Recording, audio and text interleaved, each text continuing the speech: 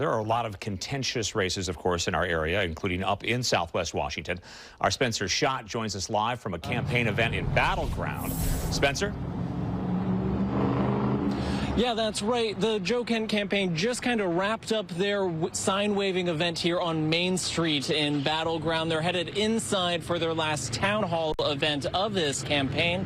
And Kent said his goal is just to keep emotions and excitement high up until the very last minute of Election Day. Now, Kent's campaign posted on social media earlier saying that they're opening up their campaign office early on Monday, urging their supporters to stop by and drop off their ballots so his team can turn in those ballots for them on Election Day. Ballot harvesting is legal in the state of Washington.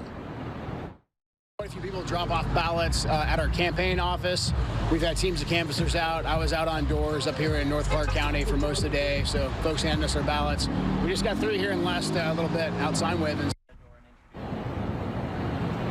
Now, on the other side of this race, the incumbent Marie Glusenkamp Perez is taking a different approach. Instead of collecting ballots, her team is canvassing and they are door knocking, helping voters make a plan for how they will turn in their own ballots if they have not done so already. Glusenkamp Perez says that it is important to her that people participate and make their voices heard. Just knocking doors, making phone calls, making sure that people are getting their ballots in and they're confident that our ballot boxes are safe and secure, and it's urgent that we show up and have our voice heard.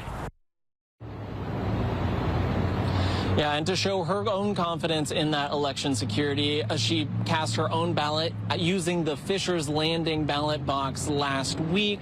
And now this was a very close race back in 2022, so each campaign is hoping that the voter turnout tilts it in their favor, and it might just be this close again this year. Reporting live in Battleground, Spencer Schott, Fox 12 Oregon.